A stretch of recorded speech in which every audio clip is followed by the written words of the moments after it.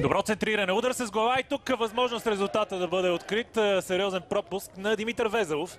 Предишното домакинство на белите тук срещу Лудогорец в 89-та минута тогава при чудесна игра на Диего Фераресо. Шанс за Славия, Радослав Василев и отново пропуск пред вратата на Йордан Господинов. В тяхната игра още веднъж комбинацията, която се получи между план, много редки са неговите навези в нападение.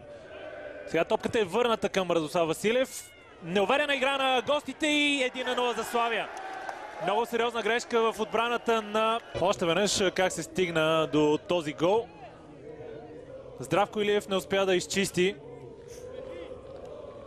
намесата на Мартин с Радослав Димитров. И сега добро подаване към Радослав Василев. Шанс за Славия. Дали Василев ще успее да отвои резултата? Прави го поредно брилянтно изпълнение на нападателя на салто си, за да се освободи от защитник на Локомотив Пловдив. След това напълно изолира Молдован над вяра на своя тим. Чувате окуражителните възгласи. Тук обаче положението за гостите може да стане още по-драматично. Радослав Василев 3-0. Види разположението на Йордан Господинов и да прецени на къде да насочи топката. Без особено